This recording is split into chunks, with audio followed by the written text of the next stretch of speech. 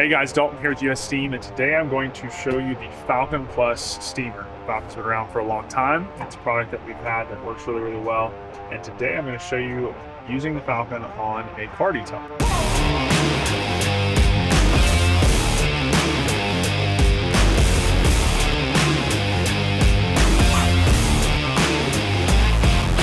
So, as you can see here, we have our FALCON steamer, and we have all of the accessories along with a couple bonnets, some microfiber towels. I'll kind of run through all these and how to get you started.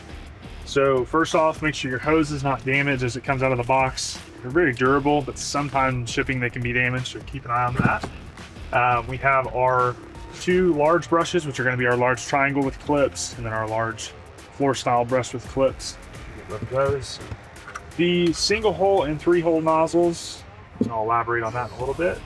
The squeegee, which these two come together, and then all of our different brushes. So we have our nylon and brass 1-inch and 3-inch, and then we have a triangular 3-inch nylon brush. So first things first, when you get the machine out, we want to make sure there's no damage to the machine. And once that's checked all good, we're going to release the cap. In order to do so, and as you can hear, there's some air coming out of this is showing that we've tested the machine. So when you press down, turn counterclockwise to back that off, we're going to get some water in the machine. All right, so now that we got water, we're going to take this bottle, the spring loaded, turn it upside down, and we're going to fill the machine. So the key thing here is to not overfill the unit. You want to make sure that you leave a little bit of space above. So if you overfill, just simply dump some of it out. That'll allow you plenty of space for steam to be generated. Now that our bottle is almost empty, I wanted to show you this as a reference. So you actually have to push down in order to open this cap. So make sure you push all the way down, empty this bottle completely.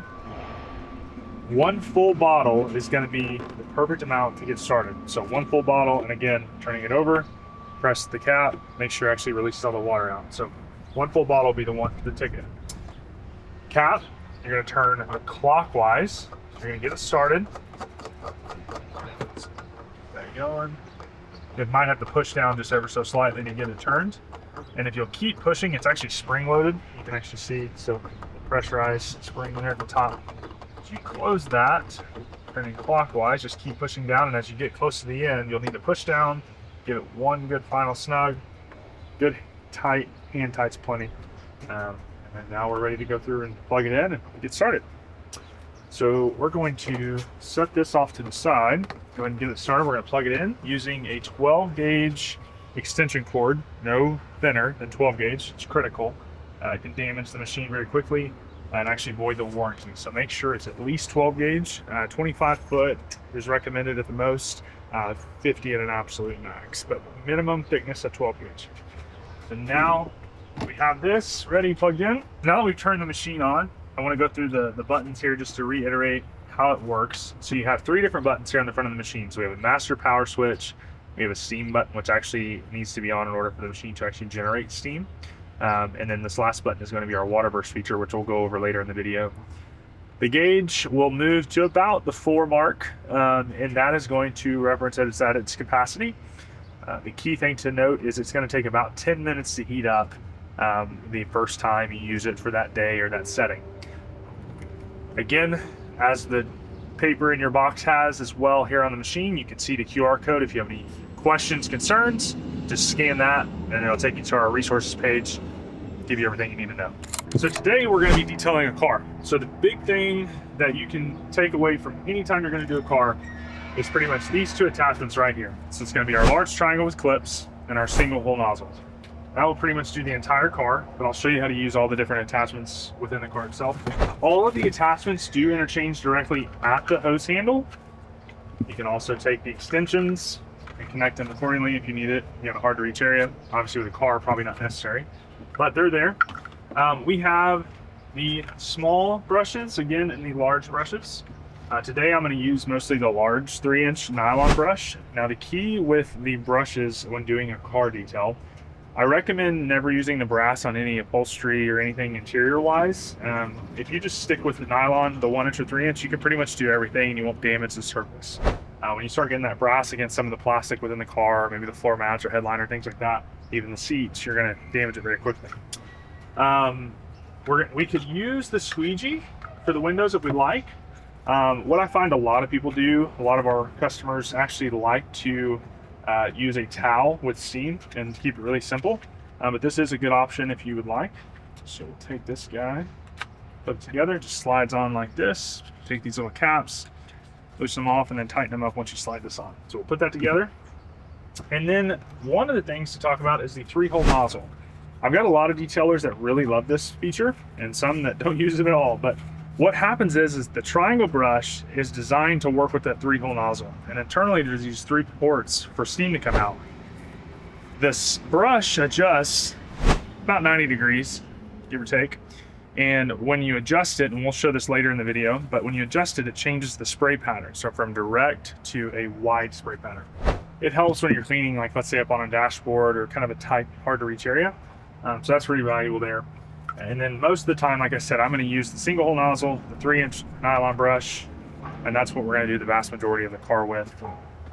One thing we'll use a lot of when doing like seats, headliners, things like that, we'll take this triangle brush with clips. We'll use it to scrub. It won't damage the material. It'll get some heat to the material. Like in this car, we have cloth interior.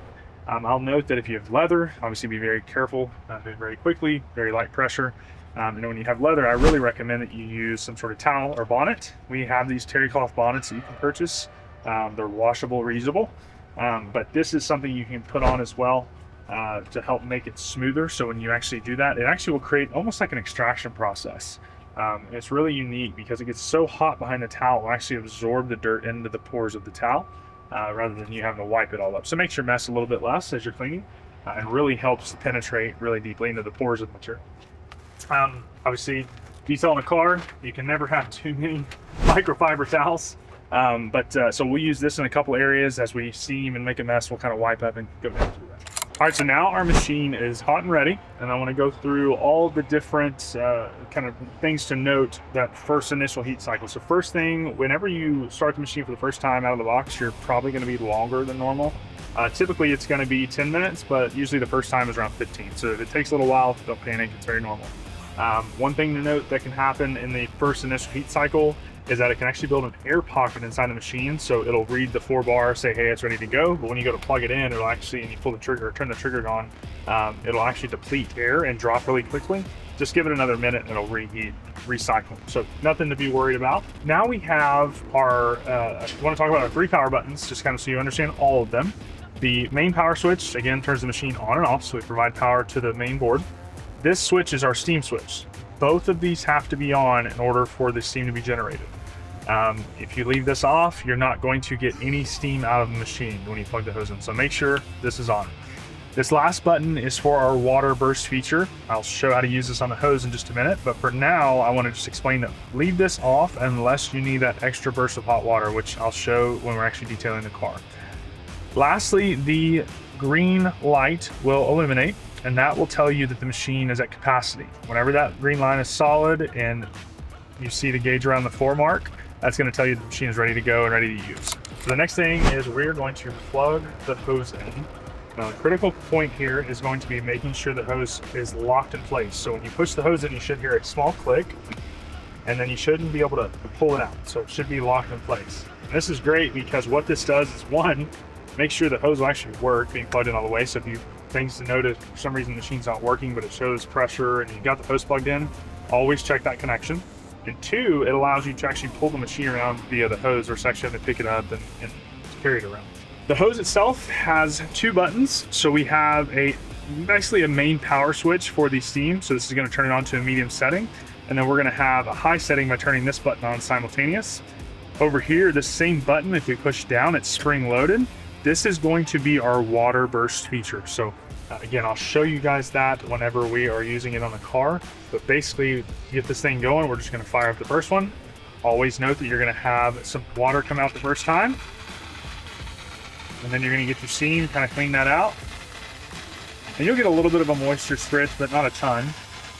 The next one is going to be turning the machine up. As you can see here, we got plenty of pressure. In most cases, that's unnecessary. You any detailing of a car, the less moisture, the better, right? We don't want to damage anything or saturate anything. We don't have to. We're going to use as much steam as possible. Another note to that is that it will also make the machine keep up a lot longer.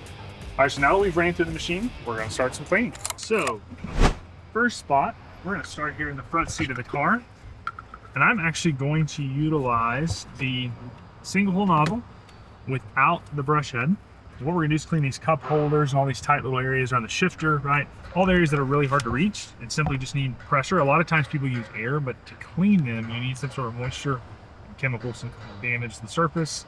Obviously, you leave a smell. So using steam is really valuable because it'll have the pressure and it will actually clean it, sterilize it.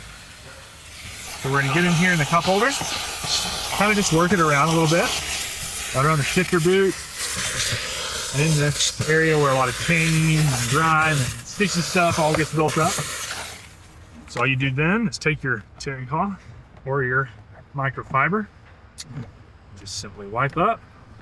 Right, and the question we get a lot is, does it damage electrical components? It can, but you want to move really swiftly and move fast to not concentrate that moisture in one spot. And that's going to give you a lot less chance of hurting or damaging any materials. Now, a lot of times we get asked for smoke smells, right? In cars, you get a lot of guys that, guys and girls, excuse me, that really want to rid of a strong, cigarette smoke or any type of smell that's lingering. A lot of times, smells are built up inside the air vents, and so by literally spraying steam at a high pressure, you can actually clean the air vent system out and help break down the buildup inside those vents. So that's what we're going to do here. So we're actually going to turn it on high in this case, simply just to create pressure and try to shove it through the entire air system.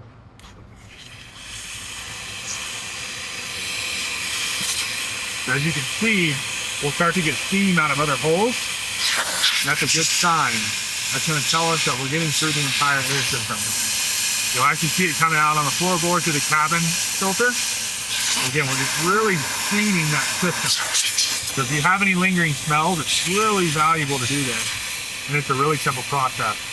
Another trick to that would be actually turning on the air conditioner itself at full blast. It'll help it. Sometimes the heater works too. Just prepare yourself, it might get a little smell. Next is I'm just gonna go over kind of the seat itself. Again, referenced earlier that we will use pretty much 2 attachments the entire time. The single hole nozzle with or without the nylon brush, and then this large triangle. So I'm going to show you 2 ways that you can actually clean. So one would be just the nozzle and the brush, and this is if you've got, let's say, kind of a buildup, maybe some sticky stuff, a stain, right? We want to really get a lot of heat in there. So we're just going to turn it on. We're going to scrub, and the nylon will not actually hurt the fibers of the seat. And the key here is to move quickly. The faster you move, the less of a chance you have of damaging anything, and you also reduce your moisture content in one area. This is great, especially in those really tight, hard to reach areas in the seats where the seams are. Another way to do this and clean the seat, you can actually take this large triangle brush. Again, the same process, take this terry cloth bonnet or microfiber towel off, do the same thing, seaming. We're gonna scrub, right? This is gonna get us a really good mechanical agitation while also getting the seat hot enough. The cushion inside actually will open up. And as I'm spraying steam all over myself, this is going to really open the pores of that seat and allow you to get any buildup that's in there out. So now we are going to put the terry cloth bonnet on and do the same thing. And the key here is going to, any of the buildup that we've turned loose using the brushes and just the steam only, should all conform to the towel. This is going to give you a nice clean seat and reduce your moisture content. And within about an hour, this will be completely dry. One I mentioned earlier that we need to go over is the 3-hole nozzle. So the 3-hole nozzle, again, by adjusting this brush, will create a different spray pattern. Becomes valuable when you get into these areas up here on the dash, maybe right in this tight little area, hard to reach, just anything that becomes a very challenging, cumbersome task. You simply just turn the seam on, and I'll show you here. You simply turn it, and now we have a wide spray. Now what that's going to allow you to do is like an area like the dash up here. So you can get in, reach this, move slickly, scrub across the dash, microfiber, clean it all up. And if we want, we can turn this. And now we get really far in this corner instead of that white spray head. So it covers a lot of surface area doing that. Now, again, the big thing is to move quickly, right? We don't want to saturate an area. Floor mats. This is a big one I get asked about a lot. So floor mats can be kind of challenging no matter how you do it, just because the nylon bristles like to stick to the surface. So I just want to give you an example. As you scrub, it's going to really open the fibers of that floor mat. So again, quickly and don't push very hard. The goal here is to let the steam and the bristles do the work for you, not you having to physically push really, really hard. So now that we've done that, we'll swap. And I like to just keep the bonnet on all the time and just simply interchange. And then we're gonna steam this floor mat. This is gonna help put everything on this bonnet. And now, as you can see, we've got quite a bit of dirt, right? Simple effort, took us about 30 seconds. We can get this floor mat looking brand new again.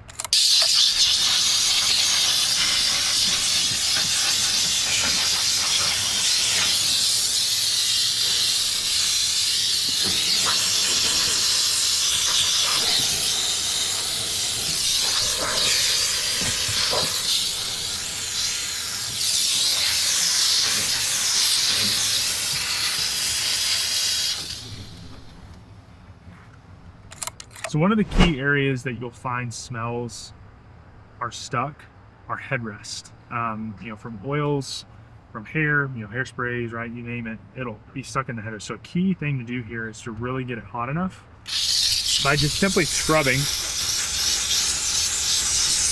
I take the 3-inch nylon and just really just get it hot and just work it.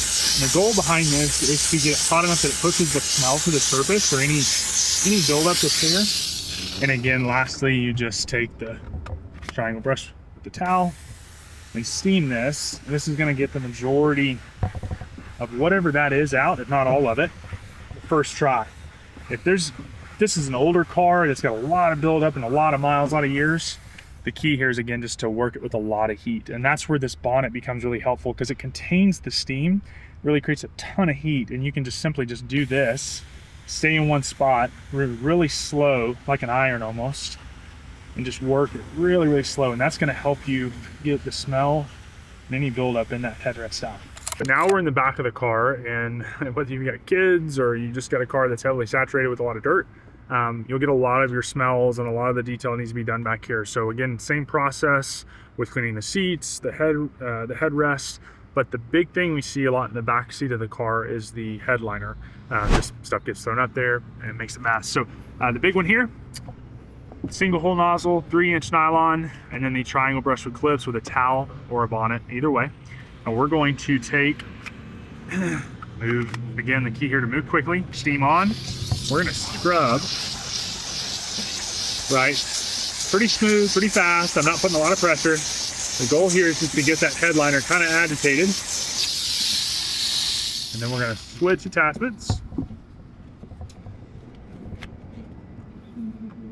And then steam back on, same concept. It's nice and smooth. Trying to absorb all the dirt and any grime that we keep. And tied to what we showed earlier, we want to simply just get some steam into the ventilation system. Do that here.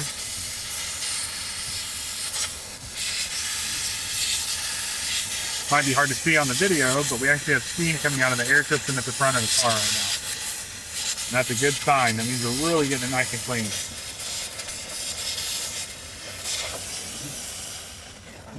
The nice thing about this is it's a good way to use the steamer without having to use chemicals, right? A lot of times we spray different types of chemicals in the air system to help break the smell down.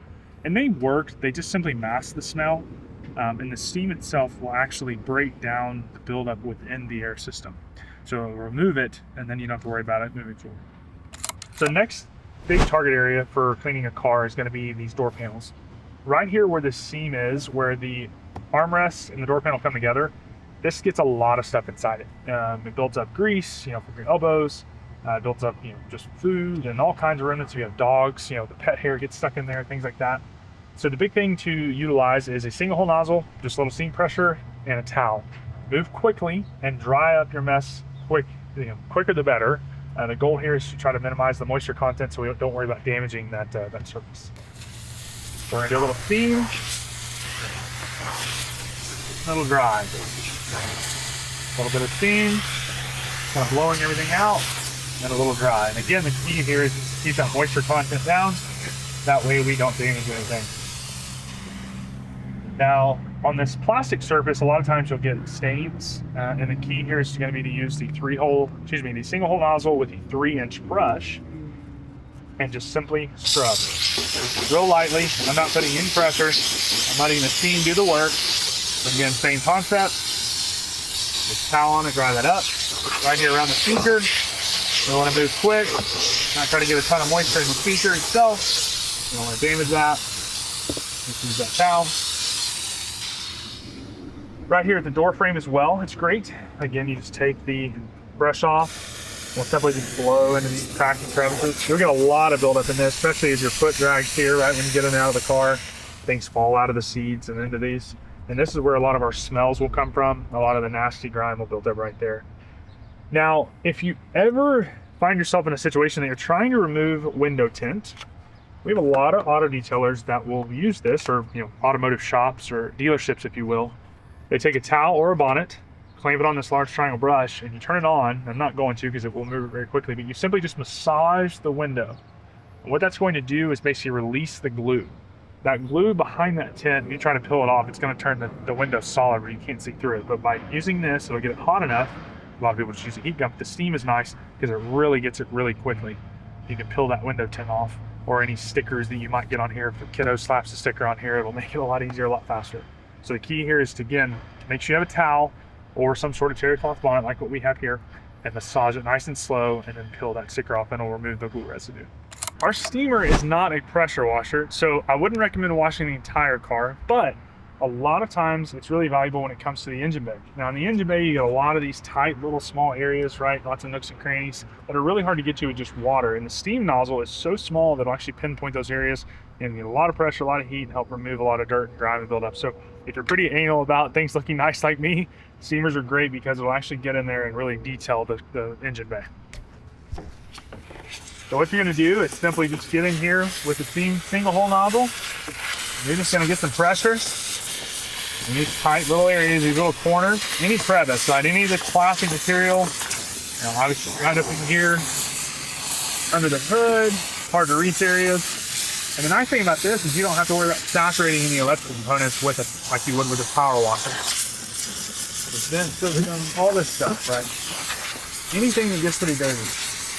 And you see I'm running here on the battery, and that's okay. We're going to move quickly. Again, mostly it's steam and not water. So it's going to help reduce any moisture content, any damage to any of the surfaces. One of the areas on a car that the steamer works really well is going to be brake dust. There's a lot of buildup typically on the front, sometimes in the back. But the steamer is great because it doesn't damage the wheel surface like a chemical would or a coarse brush. The steam gets hot enough to help break down the brake dust and remove it, and the brush is just coarse enough to scrub the surface without putting any pits, scratches in the powdered finish, or if you have raw aluminum, it won't hurt the material. One thing I haven't gone over yet in the video is the water burst feature, and this is great for the brake dust because it gets built up. You need that extra burst of water, really, really hot water. So we're going to go to the machine, turn on the water feature, and this far right button, just push down on the back side, or bottom side if you will, and that's going to give you a big burst of water.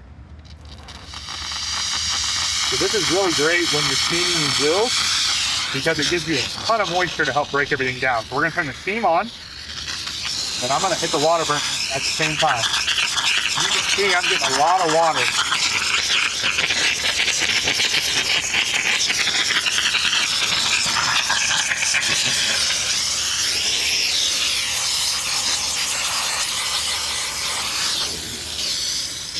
And as I mentioned, this is something that won't damage the wheels, cut out chemicals, so you don't have to worry about breaking down and deteriorating like if you have a powder coated finish. And it's really good because it'll bring it back and restore it to that new nice shine without having to actually polish it out. All right, now we're finished steaming the car. We've done the interior, the engine bay, and the wheels, removing the brake dust. And you can see just how easy it is to use the steamer. If you have any other questions or any concerns, check out our resources page on our website. Look at our videos on how to.